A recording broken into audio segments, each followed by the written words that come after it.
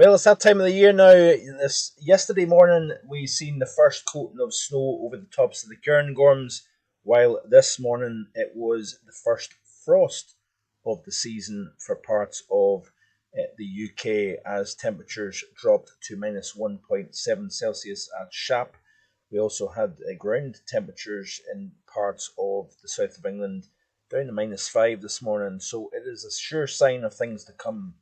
Thanks for clicking on to the Saturday edition of Vogan's European Outlook.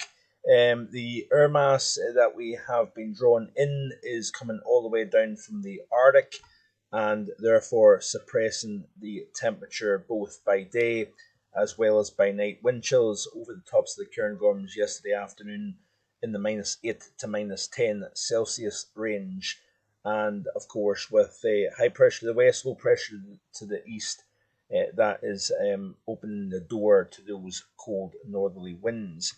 Now, as we press today into tomorrow, we should start to see the winds easing somewhat and also losing some of that shower activity, some fairly frequent and blustery showers riding that northerly wind, winds in excess of 40 miles an hour down the eastern side of the British Isles, keeping things rather raw indeed, with air temperature of only 11 or 12 Celsius, factoring in the wind chill, and it felt more like mid-single figures. So a fairly decent shot of chilly air for mid-September standards as the NAO remains in a negative phase. And I do believe, and it was yesterday's video that I alluded to this, that I do reckon that the increase in activity within the tropics has, in a sense, helped produce this early shot of cold for the west of Europe, because by transferring some of that heat northwards, it built high pressure over the North Atlantic and up into Greenland. So temperatures here on the rise, but of course downstream of that, we have winds coming in from the north, and therefore below normal temperatures is the rule across the UK, Ireland, and a good chunk of Europe, in fact, as well. Do check out yesterday's global weather report for a look at the next couple of weeks, because it looks as if we are going to see temperatures eventually starting to recover in the next week as winds turn a little bit more southwesterly. So we're going to lose some of that cold feed from the north, and eventually those temperatures will come back up once again. Cold shots at this time of the year remain fairly short-lived, but nonetheless quite interesting. So as we play through the latest GFS run, you can see the area of high pressure eventually starts to kind of kill off that northerly wind and things settle down. But it's as we press into Monday, of course, it's the state funeral, and we will see the temperatures, kind of hovering around 19-20 Celsius around the Greater London area, and really it's across the board. Temperatures will be probably close to the average for the time of the year. Yesterday also was actually the first time the temperature failed to hit 20 Celsius, and I believe that's the first time in the UK that we've not hit 20 Celsius since the 31st of May, so that is a long time ago. And again, just sure signs that the change in the season has well and truly begun, and we will start to see things taking place, losing the leaves.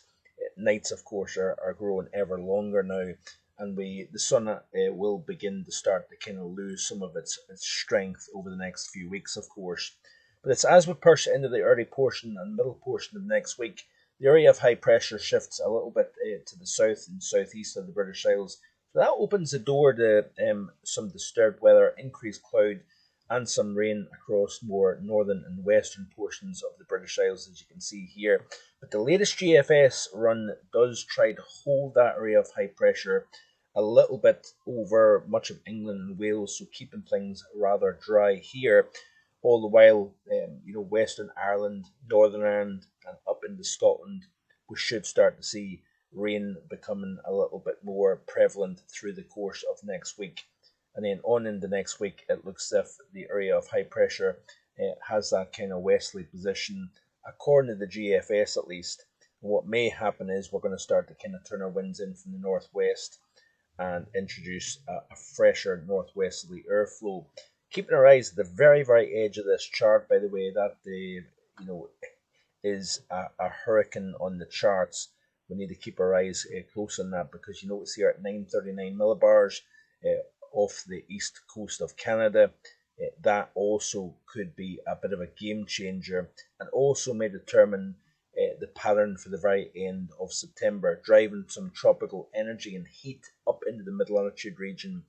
Tends to have downstream effects on our weather here in Europe. So that is something worth keeping an eye on. And there's a good deal of uncertainty when it comes to the end of September and beginning of October pattern, because the tropics become involved. That throws quite a lot of uncertainty into the mix. So, like I say, we'll keep a close eye on that, because certainly that system gets pretty far north, if you notice here. So that is going to be transferring a lot of tropical heat towards the pole, and therefore we need to watch how that interacts with the jet stream, and perhaps becomes a more buckled and wavy amplified jet stream. As you notice here that actually this is of course the operational run, so it's up and down. But notice here what's taking place. So we've got that system weakening over the Baffin Straits. But notice here the high pressure that kind of builds to the west of the UK. Another deep area of low pressure seen by the chart over the Norwegian Sea. And another possible shot of Arctic air comes down over the British Isles for the final week of September here. So we'll just continue to keep an eye on this setup as we go forward here. Finally, looking at the 850 temperatures of the latest GFS run, and you can see here the cold air coming down at this moment in time. We've got a surge of warmth lifting up towards Greenland. As we play through the next several days, we will eventually start to lose some of that cold air. It will get deflected into Europe. Plenty of cold air and possible snow for the Alps and higher elevations of the Balkan region, for example, is likely to see its first snow of the season. But you notice here that we start to build temperatures over Iberia once again. And then we've got more of a kind of low pressure dominated pattern to the northwest of the British Isles. So keeping things fairly unsettled to the northwest, more settled to the southeast of the country here, and relatively fresher at 850, as you can see here.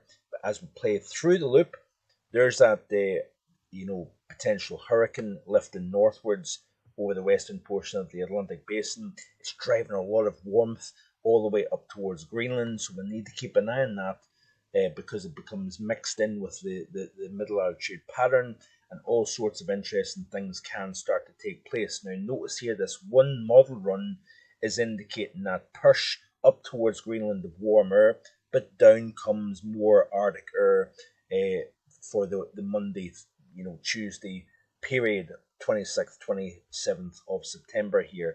Lots of uncertainty, so that you, of course, take this with a big pinch of salt. But it just shows you the tropics becoming involved can throw up all sorts of interesting scenarios in terms of the overall pattern here. So that's it for today. Thanks for watching. I do appreciate it. As always, please like, please share, and if you haven't already done so, hit that subscribe button. We're getting ever closer to winter, and I'm going to continue to talk more and more about winter and what may be around the corner. Enjoy the rest of your Saturday. Bye for now.